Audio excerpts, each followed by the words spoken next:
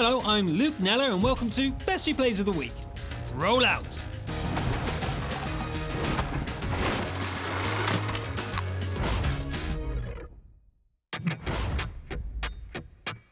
We start off this episode with Shockwave 007 on not so easily pronounceable Polish map Stużanki.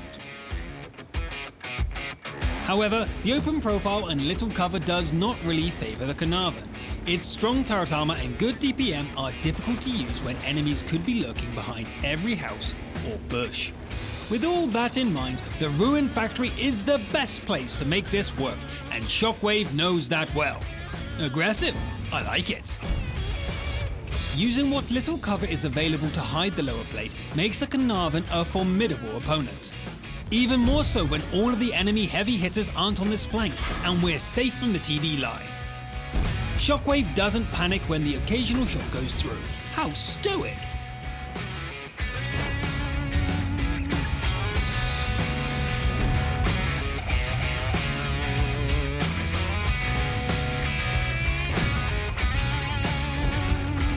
What the? The FV4005 decides enough is enough. A single Hesh hurt our hero and destroyed the Conqueror. It was folly as the volley that ensued was doomed for the boomstick tank.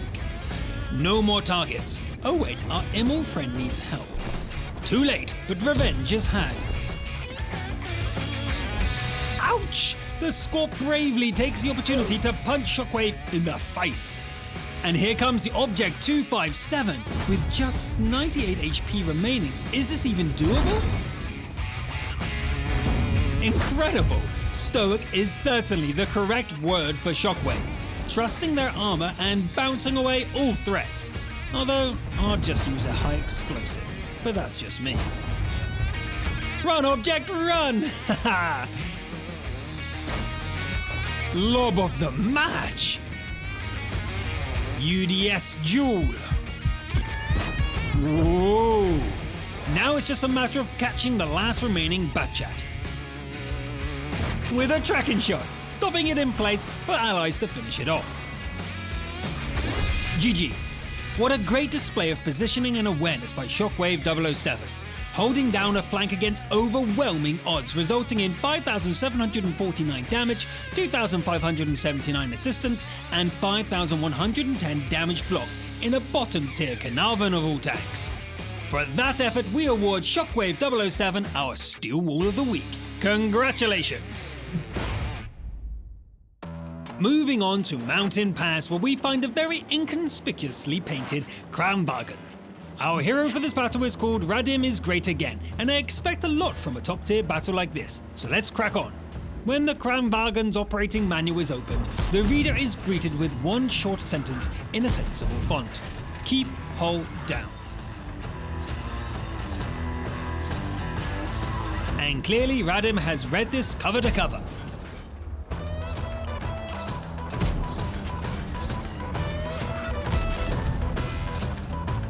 Sitrep. Oh gosh. Oh golly gosh. Time to make magic happen or this is already over.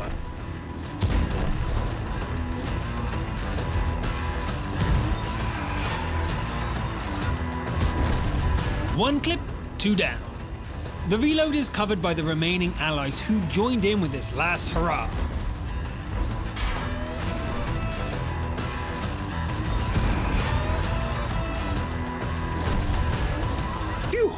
Secured just as the Reds caught up. First to arrive, first to die. 3v7 now. Ideal? Definitely not. Winnable? Just maybe. The Type 5, it must be taken out fast.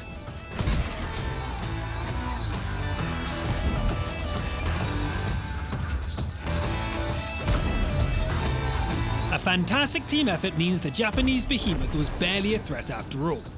I wonder what the Reds are doing. Yikes! Our AMX goes up in smoke as the 705 springs the ambush. The Leopard lays down covering fire, allowing Radim to cross and finish it. The FV! Wait. It moved, revealing itself and ruining its aim. Fantastic! Surrounded, our Leo is forced to break through and engage the FV. Unfortunately, the Tiger II had just arrived. This is all the T-44's fault! Revenge! A 100% HP Tiger II is no match for a 50% Kranvagn with a top gun.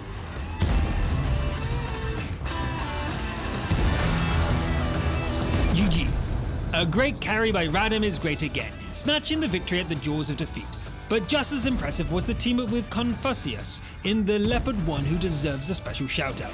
Dealing 10,665 damage with another 2k assistance and demonstrating great team play makes you our brothers-in-arms of the week. For our third replay, we proved that armor is still valid with the good old KV-4. And the star of this game is Old Duus Yenga, and the map is Erlenberg. There's only one place for a heavily armored piece of metal like a KV-4, and that's the town in the middle. Unlike our Carnarvon from the first game, the KV-4's armor is flat, but boy does it side scrape. A Tiger P peeking side on? Don't mind if I track you right there.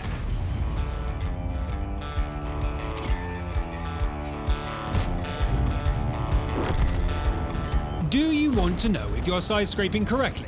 Well, watch the bottom left and see if your enemies go from using their AP, then switch to APCR, and finally resort to high explosive, perfectly balanced, as all things should be.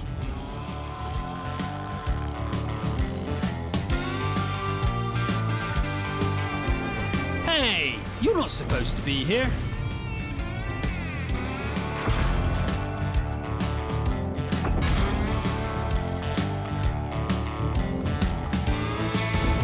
With the opposing force weakened, it's time to break cover and charge! Damage is inevitable, but as my editor keeps telling me, HP is just a resource like any other. So soak it up, Buttercup! That was a lot of firepower, and the crew deserves a bowl of borscht. Okay, comrades, break time is over. There's Artie to find. Well, maybe another break is in order? Sitrep, Yenga does have a slight issue, however. Pushing up so far means there's nobody to do the spotting, a dangerous prospect for a slow heavy tank. Cha-ching! A crucial spot by the platoon mate reveals 2 of the 3 RT pieces, silencing them for good. Now, where would the third be? Aha! 3 out of 3. No more fire from above. Ambush! Sneaky Progetto thinks they're smart, but Yenga knows how to reverse side scrape, and we've still got Artie's support. See ya!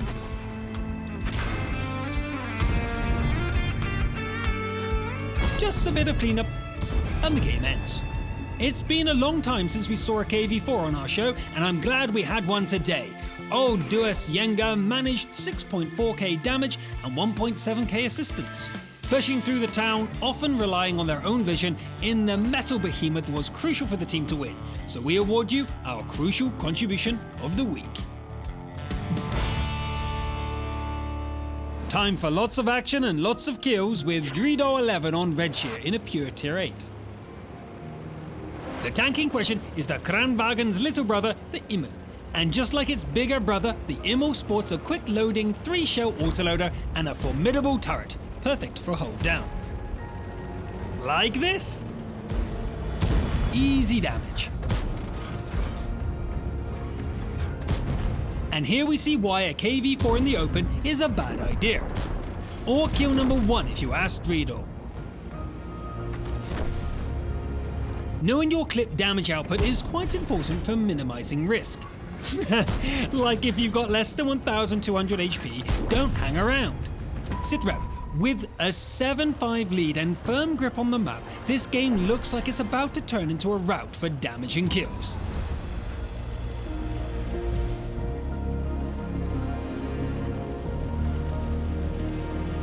Dredo ducks under the bridge and surprises another scout. And the sweetest of them all, Artie. No escape for you, but a Top Gun medal for me. It truly is a rout. The Reds take their last stand as the Greens scramble to get those kills.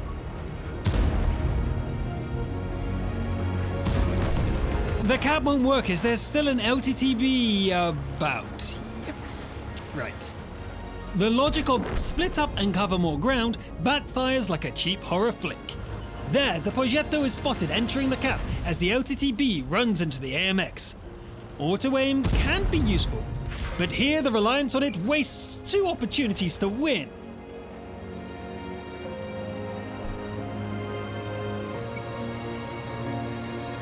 Come on, Dredo, turn off your targeting computer. Trust your feelings. The LTTB must have won its fight.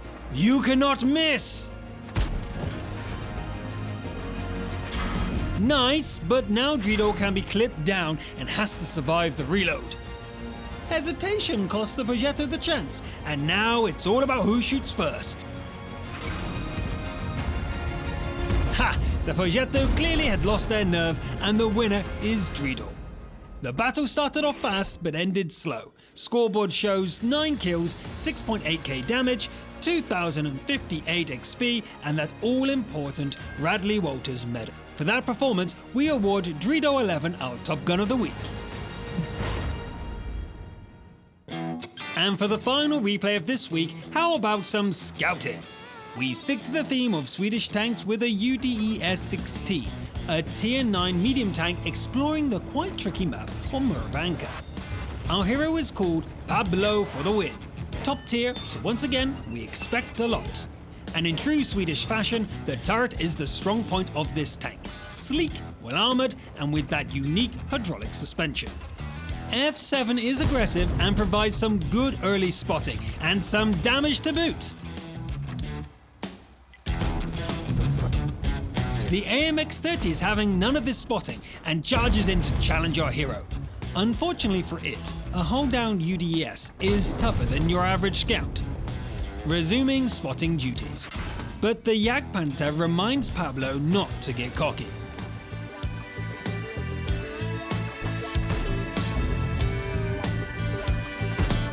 Are we sure this is a scout match? It feels like a sniper thus far.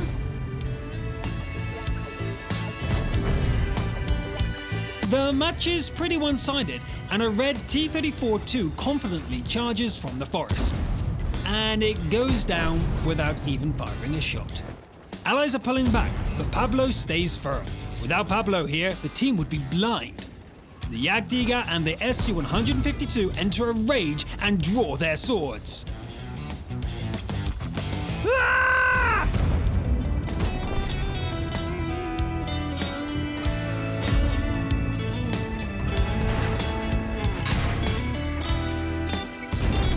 In the end, only our hero stands above the two smoking hulks. The 257 is a harder nut to crack, but 2 high-explosive shells send it back to the garage. That's 4 tanks taken out. The bad news is, once again, an UDES is low on ammo in the final replay of the week. 6 shells remain, half being high-explosive. Time to be that scout you promised to be. Or not. A risky blind shot, but Pablo was sure. And the last shell is spent, but 3 more enemies remain. But while we might know there's no ammo left, the Reds don't. Now how to use that to our advantage? Surely not scouting. Baiting and spotting, a classic can I be a distraction tactic. And it's working. Cornered, outnumbered, outmatched, and outsmarted. The last enemy falls and Pablo takes a well-deserved victory. What a game! Although not a traditional scout, Pablo for the win was in a critical position dealing constant damage like a boss. A whopping 9,560 damage, hitting 37 of those 40 shells, netting 10 kills. 3,650 assistance isn't alone worth the scout, but the baiting and distractions were special, and for that, we award Pablo for the win our Scout of the Week.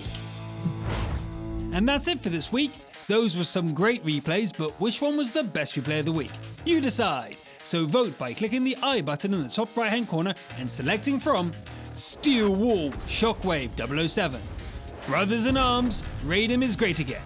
Crucial contribution, Old Duas Yenga. Top Gun, Drido 11. Scout, Pablo for the win. Last week's Best Replay of the Week, as voted by you, was... Squazer, hard-fighting UDS that fell just short of victory. GG. I'm Luke Nella, thanks for watching, and I'll see you next time.